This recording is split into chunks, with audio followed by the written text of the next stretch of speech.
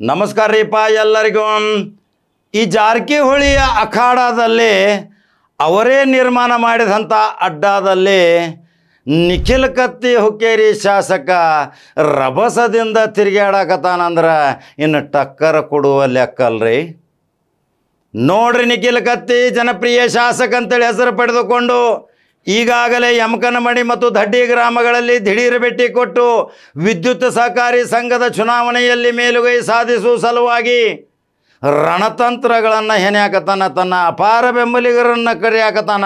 ನಮ್ಮ ತಂದೆಯವರ ಜೊತೆ ಕೈ ಜೋಡಿಸಿದವರು ನೇರವಾಗಿ ಬನ್ನಿ, ನಾವಿದ್ದೀವಿ ನಿಮ್ಮ ಜೊತೆ. ಒಂದು ನಿರ್ದೇಶಕ ಹೇಳ್ತಾನ, ಆ ನಿರ್ದೇಶಕಗೂ ಸಹಿತ ಖಡಕ್ ಉತ್ತರ ಕೊಟ್ಟು 3 ಬಾಗಿಲುಗಳ ಕಡೆ ಹೋಗ್ತೀರಿ. ನಿಖಿಲ್ ಕತ್ತಿ ಇಷ್ಟು ದಿವಸದಿಂದ ಭಾಳ ಸುಮ್ಮ ಕೂತಿದ್ರಿ ಶಾಸಕ. ಈಗ ಏಕಾಏಕಿ ವಿದ್ಯುತ್ ಸಹಕಾರಿ ಸಂಘದ ಚುನಾವಣೆ, ಕತ್ತಿ ಕುಟುಂಬದಿಂದ ದಾಳಿ ಪ್ರತಿದಾಳಿ ಪ್ರಾರಂಭ ಆಗೈತಿ. ಹುಕ್ಕೇರಿ ಈಗ ರಾಜ್ಯ ನೋಡುವಂಗಾಗೈತಿ. ಈ ಹಿಂದಕಲೇ ಬೆಳಗಾವಿ ನೋಡ್ತಿತ್ತು, ಈಗ ಹುಕ್ಕೇರಿ ತಾಲೂಕು ಇಡೀ ರಾಜ್ಯ ನೋಡ್ಬೇಕಾಗೈತಿ. ಅದರ ಸಲುವಾಗಿ ಸತೀಶ್ ಜಾರಕಿಹೊಳಿ ಒಂದು ಮಾತು ಹೇಳ್ತಿದ್ರೆ, ಯಾವಾಗಲೂ ರಾಜಕಾರಣದಲ್ಲಿ ವಿರೋಧಿಗಳು ಇರಬೇಕು, ಗುಪ್ತ ಮೀಟಿಂಗ್ಗಳು ನಡೀತಿರಬೇಕು, ಆ ಸಂದೇಶಗಳು ನಮಗೆ ಬರ್ತಾ ಇರಬೇಕು. ನಾವು ಹೆಂಗೆ ಎಚ್ಚರ ಆಗಬೇಕು, ನಾವು ಹೆಂಗೆ ರಣತಂತ್ರಗಳನ್ನ ಹೆಣಿಬೇಕು, ಯಾವ ಅಸ್ತ್ರಗಳನ್ನು ಉಪಯೋಗ ಮಾಡಬೇಕು, ಯಾವ ಅಸ್ತ್ರಗಳನ್ನು ಉಪಯೋಗ ಮಾಡಿದರೆ ಆ ಬ್ರಹ್ಮಾಸ್ತ್ರದಿಂದ ಅಲ್ಲಿ ತಿಳಿ ವಾತಾವರಣ ನಿರ್ಮಾಣ ಆಗತೈತಿ. ಅಲ್ಲಿರುವ ಬೆಂಬಲಿಗರು ನಮ್ಮ ಜೊತೆ ಬರ್ತಾರ. ಇದೇ ವಿರೋಧಿಗಳು ಬೇಕು ಅಂತಿದ್ರು ಸತೀಶ್ ಜಾರಕಿಹೊಳಿ. ಈಗ ವಿದ್ಯುತ್ ಸಹಕಾರಿ ಸಂಘ ಎಷ್ಟೋ ವರ್ಷಗಳಿಂದ ಉಮೇಶ್ ಕತ್ತಿಯ ಕೈಯಿಂದ ರಮೇಶ್ ಕತ್ತಿ, ನಿಖಿಲ್ ಕತ್ತಿ ಕುಟುಂಬದಲ್ಲಿ ಇತ್ತು. ಈಗ ಹಳೆಯ ವೈಷಮ್ಯವನ್ನು ಮರೆತು 30 ವರ್ಷಗಳಿಂದ ಒಂದೇ ವೇದಿಕೆಗೆ AB ಪಾಟೀಲ್ ಕತ್ತಿ ಕೈ ಜೋಡಿಸ್ಯಾರಂದ್ರೆ ಇನ್ನು AB ಪಾಟೀಲ್ದ ಶಕ್ತಿ ಐತೇನ್ರಿ? ವಿಚಾರ ಮಾಡಕತ್ತಾರ ಜನ. ಯಾಕಂದ್ರೆ ಹಲವಾರು ಬಾರಿ ಟಿಕೆಟ್ ಕೊಟ್ಟರು, ಸೋತರು. ಏನೋ ಒಂದು ಲಕ್ಕಿಲಿ ಚಾನ್ಸ್ ಆಗಿ ಒಮ್ಮೆ ಮಂತ್ರಿ ಆದರು. ಆದರೆ ಈಗ ಹಳೆ ರಾಜಕಾರಣಿಗಳನ್ನು ಹೊಸ ಮುಖಗಳು ಸಹಿತ ಇವತ್ತು ಪಸಂದ್ ಮಾಡುವುದಿಲ್ಲ, ಪ್ರೀತಿ ಮಾಡುವುದಿಲ್ಲ. ಅದರ ಸಲುವಾಗಿ AB ಪಾಟೀಲ್ ಶಕ್ತಿ ಕತ್ತಿ ಜೋಡೆ ಕೂಡಿತಂದ್ರೆ ವಿದ್ಯುತ್ ಸಹಕಾರಿ ಸಂಘ ಕತ್ತಿ ಪಾಲಾಗ್ತೈತ್ರೋ. ಏನು ಜಾರಕಿಹೊಳಿ ರಣತಂತ್ರ ಹೆಣಿತಾರೋ?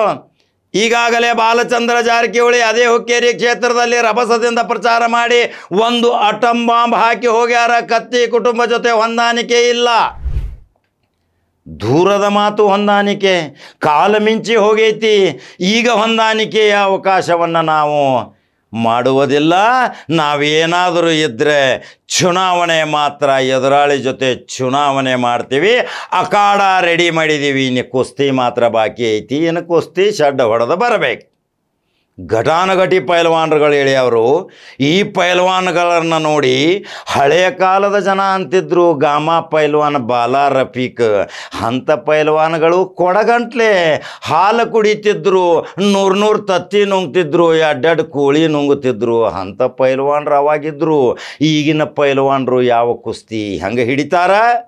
ಇವ್ರದ್ದು ಬೋರ್ನ್ವಿಟಾ, ಹಾರ್ಲಿಕ್ಸು ಮತ್ತು ತಾಕತ್ತಿರುವಂಥ ಈಗಿನ ಪದಾರ್ಥದೊಂದಿಗೆ ಈ ಕುಸ್ತಿ ಯಾವ ಮಟ್ಟಕ್ಕೆ ಹೊಕ್ಕೈತಿ? ಏನು ಹುಕ್ಕೇರಿ ರಣರಂಗ ರಾಜ್ಯ ನೋಡಾಕತೈತಿ. ನಿಖಿಲ್ ಕತ್ತಿ ಭಾಷಣ ಮಾಡಿದ್ದು ಈಗ ಅದೇ ಸತೀಶ್ ಜಾರಕಿಹೊಳಿಯ ಕ್ಷೇತ್ರ ಯಮಕನಮಡಿಯಲ್ಲಿ ಹೋಗಿ ಅಲ್ಲಿ ತಮ್ಮ ಬೆಂಬಲಿಗರ ಜೊತೆ ಸಭೆ ಮಾಡಿ ವಿದ್ಯುತ್ ಸಹಕಾರಿ ಸಂಘಕ್ಕೆ ಬೆಂಬಲ ಕೊಡ್ರಿ, ಗೆಲುವು ನಮ್ಮದಂತಾರ. ಅದರ ಸೌಮ್ಯ ಸ್ವಭಾವದ ಇದೇ ಸತೀಶ್ ಜಾರಕಿಹೊಳಿ ಮೌನ ವಹಿಸಿದರೆ ಅಲ್ಲೇನೋ ಐತಿ ಟಿಮ್ ಅಂತ ತಿಳ್ಕೊಬೇಕು. ಯಾವಾಗ ಜಾರಕಿಹೊಳಿ ಕುಟುಂಬದಲ್ಲಿ ರಮೇಶ್ ಜಾರಕಿಹೊಳಿ ರಭಸದಿಂದ ಮಾತಾಡಬಹುದು, ಬಾಲಚಂದ್ರ ಜಾರಕಿಹೊಳಿ ರಭಸದಿಂದ ಮಾತಾಡಬಹುದು. ಆದರೆ ಸತೀಶ್ ಜಾರಕಿಹೊಳಿ ಯಾವಾಗಲೂ ರಭಸದಿಂದ ಮಾತಾಡುವುದಿಲ್ಲ. ನೋಡ್ರಿ ನೀವು ಅವ್ರ ಭಾಷಣಗಳು, ಅಷ್ಟಕ್ಕಷ್ಟ ಪ್ರಶ್ನೆಗಳಿಗೆ ಉತ್ತರ ವಿವರಿಸಿ ಬರಿ ಅಂದರೆ ಇಲ್ಲ, ಸಮರ್ಪಕವಾದ ಉತ್ತರ, ಸ್ವಲ್ಪ ಉತ್ತರ ಮಾರುತ್ತರ ಕೊಟ್ಟು ಚುನಾವಣೆ ರಣತಂತ್ರ ಹೆಣೆಯುವಲ್ಲಿ ಬಹಳಷ್ಟು ನಿರೀಕ್ಷೆ ಅವರು ಪಟ್ಟಿರ್ತಾರ. ಮಾತ್ರ ಫಲಿತಾಂಶ ಆಗ್ತೈತೆ ಅಂತೇಳಿ ಅಂಕಿ ಅಂಶ ಕೊಡ್ತಾರೆ ಇದೇ ಉಸ್ತುವಾರಿ ಮಂತ್ರಿ ನೋಡಿದ್ರಲ್ಲ ಲೋಕಸಭಾ ಚುನಾವಣೆಯಲ್ಲಿ ಜನ ಬೆಟ್ಟಿಂಗ್ ಕಟ್ಟಿದ್ರು, ಪ್ರಿಯಾಂಕಾ ಜಾರಕಿಹೊಳಿ ಸೋಲ್ತಾಳ. ಲಕ್ಷ ಲಕ್ಷ ಬೆಟ್ಟಿಂಗ್ ಕಟ್ಟಿದ್ರು, ಎಲ್ಲರೂ ಒಂದಾಗ್ಯಾರ, ಒನ್ ಸೈಡ್ ಆಕೈತಿ ಮ್ಯಾಚ್ ಅಂದರು. ಆದರೆ ನಂಬರ್ 1 ನ್ಯೂಸ್ ಕನ್ನಡ ಸುದ್ದಿವಾಹಿನಿ ಹಿಂದಿಂದ ತೆಗೆದ ನೋಡ್ರಿ, ಇದೇ ಪ್ರಿಯಾಂಕಾ ಜಾರಕಿಹೊಳಿ 1 ಲಕ್ಷ ಮತಗಳ ಅಂತರದಿಂದ ಗೆಲ್ತಾಳಂತ ಹೇಳಿದ್ನಿ. ಯಾವ ರೀತಿ ರಣತಂತ್ರ ಹೆಣೆದರು, ಯಾವುದೋ ಗಾಡಿಗೆ ಸೈರನ್ ಇಲ್ಲ, ಯಾವ ಗಾಡಿಯಾಗ ಹೆಂಗೆ ಹೋಗ್ತಾರೆ ಯಾವಾಗ ಹೋಗ್ತಾರೆ ಗೊತ್ತಿಲ್ಲ. ರಾತ್ರಿ ಹಗಲಿ ಹೋಗಿ ಕಾರ್ಯಕರ್ತರನ್ನು ಒಕ್ಕಟ್ಟ ಮಾಡಿ ಒಂದು ಗುಂಪನ್ನು ತಯಾರು ಮಾಡಿ ರಭಸದಿಂದ ಮತದಾನ ಮಾಡಿ ಇವತ್ತು 92,000 ಮತಗಳ ಅಂತರದಿಂದ ಆರಿಸಿ ಬರ್ತಾಳಂದ್ರೆ ಸುಮ್ಮರಿ.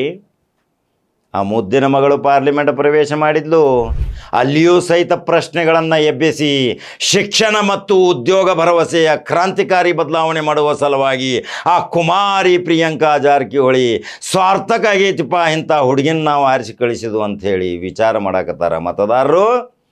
ಈಗ ಇದು ಸ್ಥಳೀಯ ಸಂಘ ಸಂಸ್ಥೆ ಚುನಾವಣೆ, ತಿಂಗಳಲ್ಲಿ ಜಿಲ್ಲಾ ಪಂಚಾಯತ್ ತಾಲೂಕ್ ಪಂಚಾಯತ್ ಬರ್ಬೋದು. ಅದಕ್ಕಿಂತ ಮುಂಚಿತ ಇದು ಮುನ್ಸೂಚನೆ. ಈ ಎಲೆಕ್ಟ್ರಿಕ್ ಸೊಸೈಟಿ ಮತ್ತು ಹೀರಾ ಶುಗರ್ ಫ್ಯಾಕ್ಟ್ರಿ ಚುನಾವಣೆ ಏನಾದರೂ ತೆಕ್ಕೆಗೆ ತೆಗೆದುಕೊಂಡ್ರೆ 28ರಲ್ಲಿ ಅಲ್ಲಿ ಶಾಸಕ ಬದಲಾವಣೆ ಆಗತಾನ ಅಂಥೇಳಿ ಖಡಕ ಜವಾರಿ ಕಾಕ ಹೇಳ್ತಾನ. ಹಂಗಾದ್ರೆ ಅಲ್ಲಿರುವಂಥ ಮತದಾರರು ಯಾವ ನಿರ್ಣಯ ತಗೋತೀರಿ? ಈ ಕಡೆ ಹೋಗಬೇಕು ಆ ಕಡೆ ಹೋಗಬೇಕು? ಸತೀಶ್ ಜಾರಕಿಹೊಳಿ ಮುಂಚಿತನ ಹೇಳ್ಯಾರ, ಈಗ ಯಾರು ಹೋಗಾರು ಹೋಗ್ರಿ, ಆಮೇಲೆ ಮತ್ತು ಈ ಕಡೆ ಆ ಕಡೆ ಡೋಲಾಯಮಾನ ಪರಿಸ್ಥಿತಿ ಮಾಡಬೇಡ್ರಿ, ನಿಮ್ಮ ಮನಸ್ಸಿದ್ರೆ ಈಗ ಹೋಗ್ರಿ. ಅದಕ್ಕೆ ಉತ್ತರ ಕೊಟ್ಟಂಥ ರಮೇಶ್ ಕತ್ತಿನೂ ಸಹಿತ ಒಂದು ಭಾಷಣದಲ್ಲಿ, ಈಗ ನೀವು ಹೋಗೋರಿದ್ರೆ ಹೋಗ್ರಿ, ಆಮೇಲೆ ನಮ್ಮ ಕಡೆ ಬರಬೇಡ್ರಿ ಅಂದರೆ ಇದು ತಾರಕ್ಕೇರಿದ ಕಾಳಗ.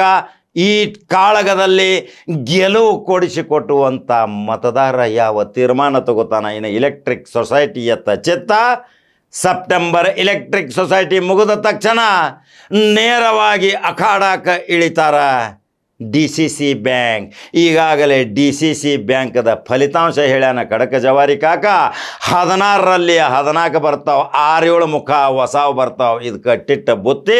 ಅದು ಬಾಲಚಂದ್ರ ಜಾರಕಿಹೊಳಿಯ ಭವಿಷ್ಯ. ತತ್ವಜ್ಞಾನಿ, ಕಾಲಜ್ಞಾನದಿಂದ ಹೆಂಗೆ ನೆಟ್ವರ್ಕ್ ಮಾಡ್ತಾರೆ ಅನ್ನೋದು ನಿಮಗೆಲ್ಲ ಗೊತ್ತೈತಿ. ಇದು ತುರ್ತು ಉಡಿ ತುಂಬುವ ಕಾರ್ಯಕ್ರಮ. ನೋಡ್ರಿ, ರಾಯಬಾಗದಾಗ ಒಂದು ಭಾಷಣ ಮಾಡಿದ್ದೆ ಬಾಲಚಂದ್ರ ಜಾರಕಿಹೊಳಿ, ನೋಡಿರ್ಬೇಕು ನೀವು. ಪದೇ ಪದೇ ವಿಡಿಯೋ ಹಾಕೋದೇನು ಅವಶ್ಯಕತೆ ಇಲ್ಲ, ಭಾಳ ಶಾಣೆ ಇರದಿರಿ, ನೀವು ನೋಡಿರ್ತೀರಿ. ಇದು ಚಿಕ್ಕ ಉಡಿ ತುಂಬುವ ಕಾರ್ಯಕ್ರಮ. ಇನ್ನು ಭರ್ಜರಿ ಬಾಜಾ ಭಜಂತ್ರಿದೊಂದಿಗೆ ವಾದ ಮೇಳದೊಂದಿಗೆ ನೇರವಾಗಿ ಇನ್ನು ಅಖಾಡಕ್ಕೆ ಇಳಿತಾರ. ಇನ್ನು ಅಖಾಡಕ್ಕೆ ಇಳಿದ ತಕ್ಷಣ ಇನ್ನು ಯಾವ ರೀತಿ ಇನ್ನು ಚುನಾವಣೆಯ ರಣಕಹಳೆ ಆಗತೈತಿ, DCC ಬ್ಯಾಂಕ್ ಇವ್ರ ಕೈಯಾಗ ಹೋಗತೈತಿ. ಖಡಕ ಜವಾರಿ ಕಾಕ ಸಂದೇಶ ಕೊಟ್ಟಾನ, ಭವಿಷ್ಯ ಹೇಳ್ಯಾನ. ಹೌದಲ್ರಿ? ಏನು ವಿಚಾರ ಮಾಡ್ತೀರಿ ಮತದಾರರೇ? ನಿಖಿಲ್ ಕತ್ತಿಯ ಯಮಕನಮಡಿ ಪ್ರವಾಸದ ಬಗ್ಗೆ ಏನು ಅನಿಸಿಕೆ? ಈ ಕತ್ತಿ ಕುಟುಂಬದ ಅಪಾರ ಬೆಂಬಲಿಗರು ಯಾವ ನಿರ್ಣಯ ತಗೋತೀರಿ? ಕತ್ತಿ ಕುಟುಂಬದಿಂದ ಇವತ್ತು ಉಮೇಶ್ ಕತ್ತಿ ಅವರನ್ನು ನಾವು ನೆನೆಸಬೇಕು. ಉಮೇಶ್ ಕತ್ತಿ ಇರ್ತಿದ್ರಂದ್ರೆ ಇವತ್ತು ಬೆಳಗಾವಿ ಜಿಲ್ಲೆಯ ರಾಜಕಾರಣವೇ ತಿರುಮುರು ಆಗುತ್ತಿತ್ತು. ಅಂತ ನೇರವಾಗಿ ಮಾತನಾಡುವಂಥ ಉತ್ತರ ಕರ್ನಾಟಕ ಪ್ರತ್ಯೇಕ ರಾಜ್ಯವಾಗಬೇಕು ಅಂಥೇಳಿ ಇದೇ ವಿಧಾನಸೌಧದಲ್ಲಿ ಘೋಷಣೆ ಮಾಡಿದಂಥ ಗಂಡಮೆಟ್ಟಿನ ನಾಡಿನಲ್ಲಿ ಉಮೇಶ್ ಕತ್ತಿ ಇದ್ದ. ಇವತ್ತು ಅವರು ಸ್ವರ್ಗವಾಸಿಗಳಾಗಿದ್ದಾರೆ. ಅವ್ರನ್ನ ನೆನೆಸಲೇಬೇಕು. ಸಹಕಾರಿ ರಂಗದಲ್ಲಿ ದುಡಿದಂಥ ವ್ಯಕ್ತಿಗಳನ್ನು ಇವತ್ತು ನಾವು ನೆನೆಸಲೇಬೇಕು. ಇದೇ ದಿವಂಗತ ಅಪ್ಪನಗೌಡರು, ಇದೇ ದಿವಂಗತ ಬಸನಗೌಡರು, ಇವೆಲ್ಲ AB ಪಾಟೀಲರು, ಇವರೆಲ್ಲರೂ ಈಗ ಯಾವ ಗರಡಿಯಲ್ಲಿ ಪಳಗಿದಂಥ ತಲೆ ತಲಾಂತರದಿಂದ ಬಂದು ಯಾವ ರೀತಿ ಇನ್ನು ಹುಕ್ಕೇರಿ ಎಲೆಕ್ಟ್ರಿಕ್ ಸೊಸೈಟಿ ಮತ್ತು ಹೀರಾ ಶುಗರ್, DCC ಬ್ಯಾಂಕ್ 3 ಬಾಣಗಳು ಎದುರಿಸಬೇಕು. ಆದರೆ ಬಲಾಢ್ಯ ಸೈನ್ಯ ಐತಿ ಅಂಥೇಳಿ ಏನಾದರೂ ತಿಳ್ಕೊಂಡ್ರೆ ಫಲಿತಾಂಶವು ಶೂನ್ಯ ಆಗತೈತಿ, ಏರುಪೇರು ಆಗತೈತಿ. ಹಂಗಾದ್ರೆ ಯೂಟ್ಯೂಬ್ದಾಗ ಬಟನ್ ಹೊಡ್ರಿ, ಖಡಕ ಜವಾರಿ ಕಾಕ ಅಂದ ನಂಬರ್ 1 ನ್ಯೂಸ್ ಕನ್ನಡ. ಏನು ಅನಿಸಿಕೆಗಳು ಅದಾವೆ ನಿಮ್ಮ ನನ್ನ ಕಮೆಂಟ್ ಬಾಕ್ಸ್ನಾಗ ಹಾಕ್ರಿ. ಮತ್ತೊಂದು ಖಡಕ ಜವಾರಿ ಸುದ್ದಿ ಹೋಗಿ ಬರ್ತೀನಿ. ನಮಸ್ಕಾರ.